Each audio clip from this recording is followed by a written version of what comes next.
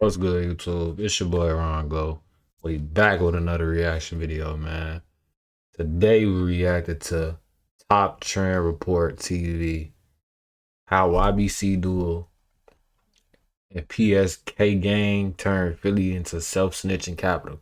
Now, I already know about the YBC Duel nigga. I know he used to be on crazy Instagram, clout chase, whatever type of energy. And he used to be self-snitching like a motherfucker. So we finna see what this video talking about, man. I hope y'all enjoy the video. Make sure to like, comment, and subscribe. Feed me 200 subs on the way.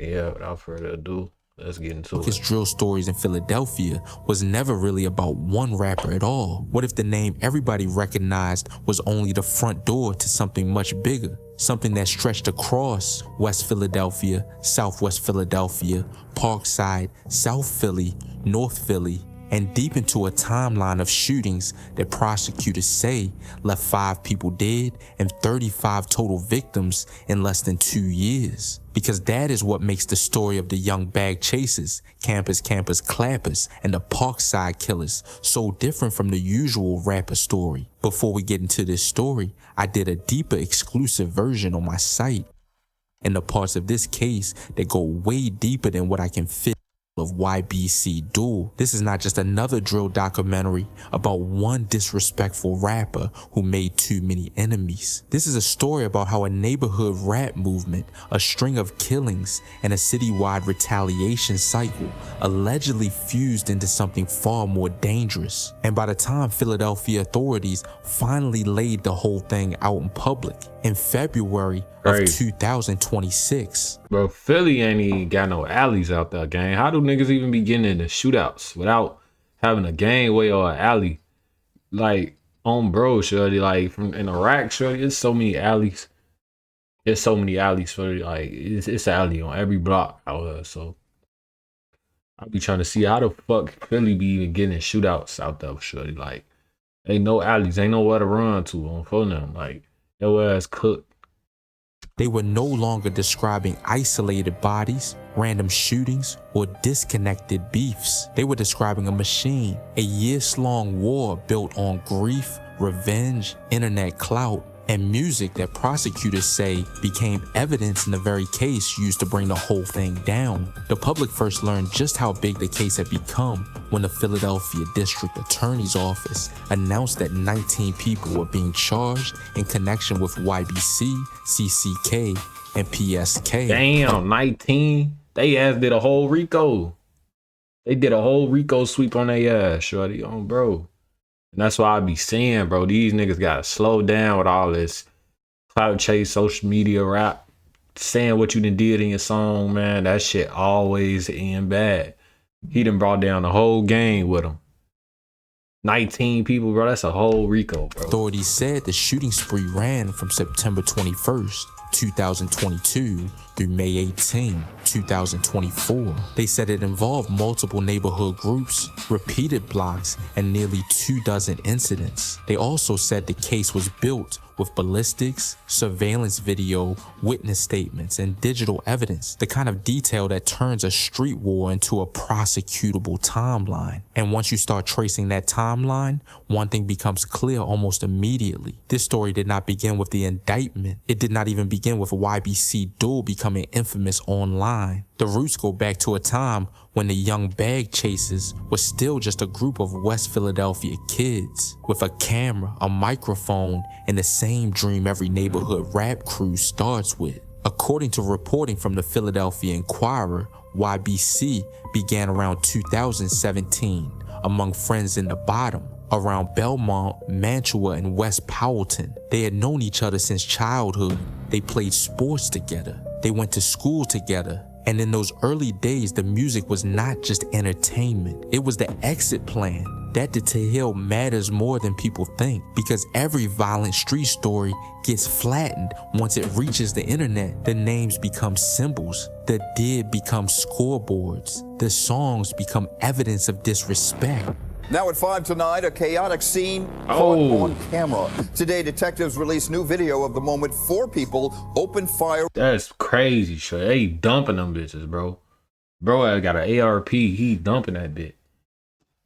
Who was they even shooting at? Like, I'm trying to see, like, where y'all even On shooting a at? group of teenagers in West Philadelphia. 2 16-year-olds and a Damn. 13-year-old are still hospitalized. But before all of that, Group there are of usually teenagers, kids bro. who still Kids. believe they're on the edge of turning it into something else. For YBC, one of the early names that embodied that possibility was Tajay Brooks, known as J100.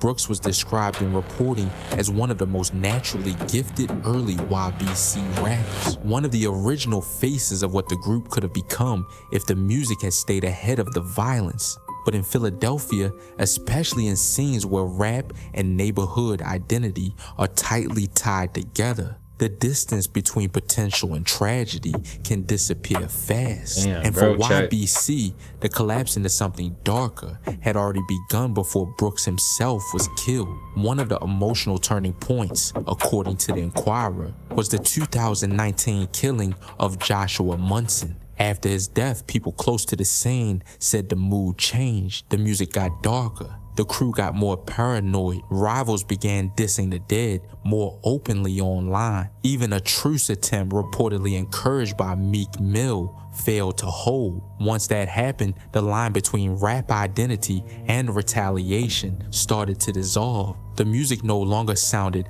like kids chasing a break. It started sounding like young men documenting a war they felt they were already trapped inside. As the group hardened, it also expanded. Public reporting says YBC built ties with younger and allied figures, including members of YFA or Young Face Arrangers. Those alliances mattered because they increased reach, manpower, and the number of names pulled into the orbit. Young of the Face feud. Arrangers. At the same time, These niggas get more creative and creative with these gang names, boy. I tell you. the public face of YBC was becoming clear. Abdul Vix, known to almost everybody as YBC Dog, emerged as the most visible symbol of the crew. He was not the whole organization, but he was the face most outsiders saw. He was the one whose personality, trolling, and music made YBC impossible to ignore. And the more that visibility grew, the uglier the story became. And this is where the story gets even deeper, because once you start laying out the full timeline, the repeated around it, down LC, giving the brand a business shell. Reporting later described how YBC was making real money from streaming, online presence, and other hustles tied to the group's identity. That detail sits at the heart of the entire case, because prosecutors and reporters alike would later describe a world where music, reputation, and violence were no longer separate lanes. The more notorious the names became, the more attention the music got. The more attention the music got, the more value there was in escalating the mythology. And in that kind of environment, every insult, every death, and every retaliation could be repackaged as content. Then there was the other side. Campus Clappers, or CCK, was not just a single corner or a single clique.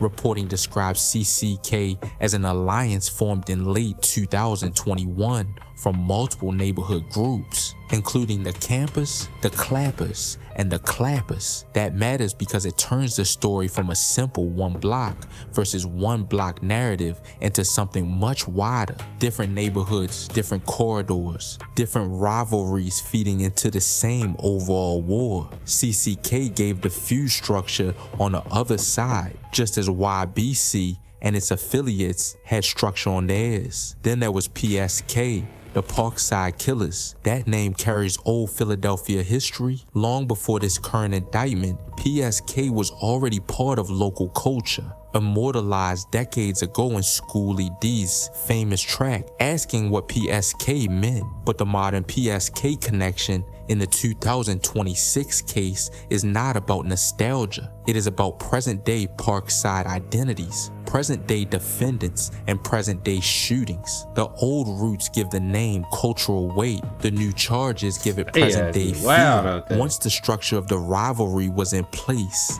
the killings began stacking up in a way that would later make the grand jury case feel almost inevitable. On December 5th, 2022, Tajay Brooks was shot on the 4300 block of Parish Street. Police responded at 9:20 that night and found him suffering from multiple gunshot wounds. He was pronounced dead after being taken to Penn Presbyterian Medical Center. Years later, the public homicide page for Brooks's case was updated to say it had been solved, and the police site noted that 3 individuals had been arrested on March 12, 2026, with case outcomes pending trial. Public reporting and the broader indictment ties CCK aligned defendants to the killing. That death carries enormous weight in this story because Brooks was not just another casualty. He represented the earlier version of YBC, the version that still looked like a rat break-all story. His murder became one of the clearest symbols of how completely the scene had transformed. Then on May 16, 2023, another killing hit the board. Kamir Scott was shot on the 600 block of North Preston Street. Police responded around 9:50 that night, found him with multiple gunshot wounds, and later listed the case as solved. Public reporting tied a PSK defendant to Scott's death, which made his killing another important hinge point in the war. At that point, the body... All this killing, man, like, this shit be crazy, bro. This shit don't be worth it, bro. These young niggas losing their life quick as hell, man. Camp was no longer confined to one side or one lane. It was widening, and the names attached to different factions were starting to pile up. But if there is one location that seems to sit at the center of the map more than any other, it is Jefferson Street. That corridor comes up over and over again in the public incident timeline. Late May of 2023 brought multiple shootings around the 5200 block of Jefferson. Then on July 8, 2023, Sharif King was killed on that same stretch. According to police records, officers responded at 2:04 in the afternoon. Reporting later described how men in a stolen Acura allegedly waited near a corner store for someone they believed matched the description of a rival before opening fire. In other words, this was not random drift violence. It was targeted, patient, and deliberate. Jefferson Street matters because it tells you how the war functioned. The same blocks keep reappearing. The same corridors keep lighting up. It is one thing to say several crews were shooting at each other across Philadelphia. It is another thing entirely to show that the conflict kept circling back to the same places, as if the violence had its own geography. Once you see that, the story changes. It stops looking like noise and starts looking like a system. The public timeline in the indictment also included non-fatal shootings that make the same point. Authorities tied defendants to incidents on North 75th Street, North 13th Street, Wallace Street, Aspen Street, Reno Street, North Brooklyn Street, North 53rd Street, South 56th Street, West Girard, R Street, and Lancaster Avenue. Some of those shootings injured bystanders. One of the victims identified in the public reporting on the September 2022 shooting on North 13th Street was an 8-year-old child grazed in the head. That detail alone tells you how wide the fallout really was. This was not just enemies finding enemies. This was neighborhoods being swallowed by the logic of a feud. Then came one of the most haunting chapters in the entire case. On December 7th, 2023, Sierra Stafford was killed after leaving work near 29th and Clearfield. Reporting placed... They caught that nigga at work, off work. Bro, that'd be the worst shit, bro. Like, if you in the streets, bro, you got you a job, it's hard trying to duck your ops, bro. Like, it's hard, especially in Philly. I can only imagine. They ain't even got no gangways out there. So, you working a job, and you gang banging in Philly, bro, like, motherfucker spot you so easily, bro. Like, they streets, the way they shit, they whole structure of the hood in Philly, y'all need to look at that shit, bro. Like, it's so easy to not miss a motherfucker. Like, it's so easy. Like, bro, you could spot any motherfucker, bro. There's no alleys. It's none of that, gang. They streets little as hell. Like, you could see any nigga. But yeah, man, like, motherfuckers, like, that's good shit that he working a job, trying to escape the street life, you know, motherfuckers trying to not really do too much in the streets, you know, because a lot of niggas be having too much pride, man. A lot of niggas be having too much pride. Go get a job, bro. But yeah, man, like he had him a job and they caught folks. Like, damn, that shit crazy, bro. The shooting just after 8:15 at night near McDonald's. What made his death especially disturbing was that public reporting said he was not directly in the feud the way other names in the case were. Instead, prosecutors and reporters said he was allegedly targeted because of his brother's ties. That changes the emotional meaning of the entire story. Once a war starts reaching for brothers, workers, and loosely connected names, it is no longer just a feud between participants. It is a system of vengeance that begins to spread into anybody standing within range. And the aftermath of Stafford's killing is what made this case especially notorious. According to the Inquirer, YBC members marked Stafford's death through music, social media, and imagery tied to McDonald's. Prosecutors later pointed to that kind of conduct as part of the larger pattern in which killings did not simply end at the crime scene. They were allegedly transformed into online taunts, songs, and branding. That is one of the most disturbing features of this entire case. You from the time that you're born, right? You have something like 5th Street and 7th Street where you're involved in this because your dad was involved in it, your grandpa was involved in it. There has been a way to monetize that. Every song is about specific individuals, right? There is a reason why YBC Jewel was called Mr. Disrespectful. He would literally dig up graves of people, or at least purported to, would videotape himself doing that, and then would put it up on social media. It's not just that it's on YouTube. It's on Apple Music. It's on Spotify. That is how they make their money. The city was not just dealing with shootings. It was dealing with a culture in which the dead could be turned into recurring punchlines for streams, clout, and psychological warfare. That detail also helps explain why authorities kept emphasizing digital evidence. This was not a case built on one witness and one confession. Prosecutors said they used surveillance, ballistics, witness statements, and digital material. And in reporting tied to individual cases, that digital material became even more specific. In the Sharif King case, prosecutors referenced cell site data, surveillance, clothing, and even an Instagram voice memo allegedly discussing the shooting. That is the kind of evidence trail that shows how the internet can become part of the prosecutorial. Like, I'm convinced the criminals getting dumber and dumber. Like, these street niggas getting dumber and dumber, bro.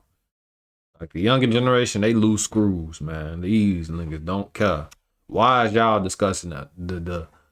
Why is y'all discussing the murder in the Instagram notes? Like, a file in a drill war. The music and social media presence did not just tell the story afterward.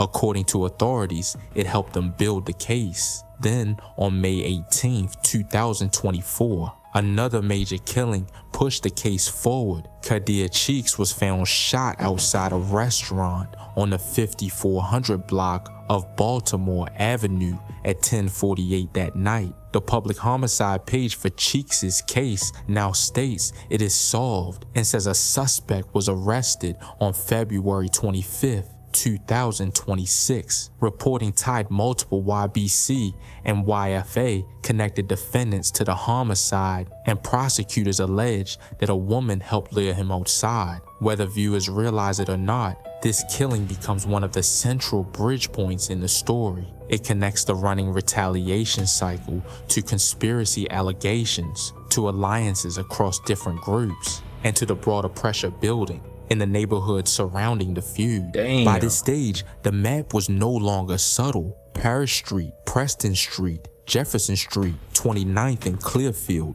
Baltimore Avenue, North 13th, North Brooklyn, 53rd Street. Bro, that nigga down there left his mans, and this is why you niggas need to stop doing this shit, bro. Like, imagine you get into a bang out, or y'all do what y'all do, and a nigga leave, like, you gonna be cold turkey out that motherfucker, man. Like, bro, Y'all need to evaluate who y'all being around, The bro. feud was not sitting still. It was moving through the city, but it also kept returning to the same pressure points. Like certain blocks had become magnets for the war. And through all of this, Abdul Vix kept becoming more visible. YBC Duel was the name outsiders knew. He was the one whose music and attitude made him infamous far beyond West Philadelphia. The Inquirer later reported that even Vix seemed to understand what was coming, quoting a lyric where he said he could smell indictments and see them coming. Bro, I was back there that day. I was back there that day, nigga. I was back there that day. I was back there that day. I was back there that day, bro. You don't even got block. You don't even, now you going OT, bro. You a bitch, bro. You don't even got a block, bro. You don't got a block. You don't got a block, bro. You don't got a block. You don't got a block, bro. You don't got a block.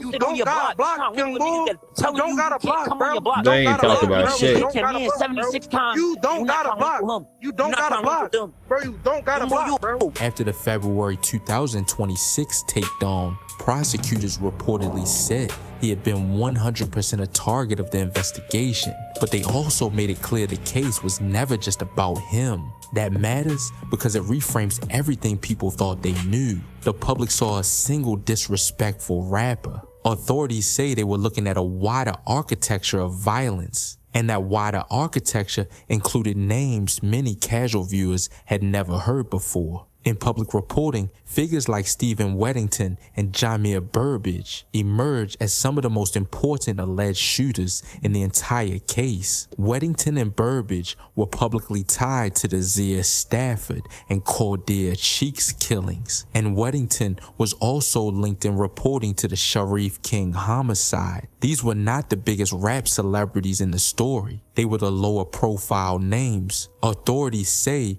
were central to carrying out the violence. That is one of the reasons the case is so much bigger than a rap documentary. No surprise. The most famous face was not necessarily the most operationally important figure in the killings. Other names filled out the structure on both sides. I'm going to pull up, bro. I'm going to pull up, and any one of my ops could vouch for that. You drop an address and you tell me to pull up right here, I'm going to pull up right here. You not there, anybody out there, I'm going to blow. Mark Johnson, known as Yak Yola. What? Like, bro, these little niggas stupid, bro. So you gonna shoot at any motherfucker that's out there that ain't got nothing to do with nothing. Man, I tell you. Being a street nigga ain't even fun no more. Like, they took the fun out that shit, bro. I ain't gonna lie, bro. Like, that shit not even... It's like, it's just dumb, bro. Like, niggas ain't got no morals, no code, nothing to stand by, like, no type of principle. Like, there's just no guidance, bro. Like, this shit don't even look fun, bro. Who the fuck, like, bro, what's fun about harming somebody that ain't got nothing to do with nothing? Nothing to do with you, y'all, your beef that ain't did nothing to nobody, you feel me? Innocents, bystanders. You see what I'm saying? Like, bro, there's nothing fun about that, bro. These niggas' minds is gone. And Kwame Hall, known as Mayor Pablo, were described in reporting as YBC affiliated rappers with legal exposure tied to specific incidents, including the Sheriff King case. On the rival side, public reporting tied men such as Anthony Woodson, Ronnie Vincent Kwan, and Herman Stagel to Tajay Brooks' killing. Other public names, including Marquise Muhammad, Paul Beckwith, Hassan Stafford, Nasir Wells, Hassan Moose, and Tatiana Edwards, helped define the broader cast of the indictment. What makes the case unusual is not just the number of names, it is how many of those names sit at the intersection of blocks, alliances, music, and repeated shooting scenes. Then came the moment when all of it was dragged into the light. On February 25th, 2026, Philadelphia authorities announced the sweeping charges. They said 19 people connected to YBC, CCK, and PSK were being charged. They said the spree covered nearly 24 shootings and produced 5 homicides and 35 total shooting victims, with the youngest victim just 5 years old. They said the charges stem from the work of the 33rd Philadelphia County investigating grand jury. They said the case tied together neighborhoods that most people had been thinking about separately, and they said the proof involved a full modern toolkit of gang investigation, including ballistics, surveillance, witness testimony, and digital evidence. That announcement changed everything about how this story had to be understood, because once the city laid the violence out as one timeline, the pattern became harder to deny. This was not one rapper dying. This was not one revenge hit. This was not even one hood war in the traditional sense. This was a multi-neighborhood alliance conflict that kept revisiting the same corridors, using the internet as both scoreboard and stage, and leaving behind a trail that investigators say had been quietly coming together for years. Then just one day later, the case kept moving. The Inquirer reported that Hamza Curry, bro, that's Baltimore, moving. Yeah, no. described as a YFA member, had been located in Missouri and was expected to be extradited in connection with the Carter. And Hamza Curry, one of Philly's most wanted, has finally been apprehended. He will be facing charges related to the murder of Quadir Hanif Cheeks. Right. Them Philly niggas got some weird ass names, boy. They names be crazy as hell. Curry is presumed innocent until proven guilty in a court of law. Cheeks homicide and an older bystander killing from 2021. That development mattered because it showed the file was still growing. The indictment was not the end of the story. It was a public checkpoint in a larger investigation that still had open ends, unnamed people, and older bodies feeding into the same ecosystem. If you want the deeper exclusive version of the details exactly. Love your video, man. Let me know in the comments what y'all think about the video, man. It's your boy Rongloo. We out.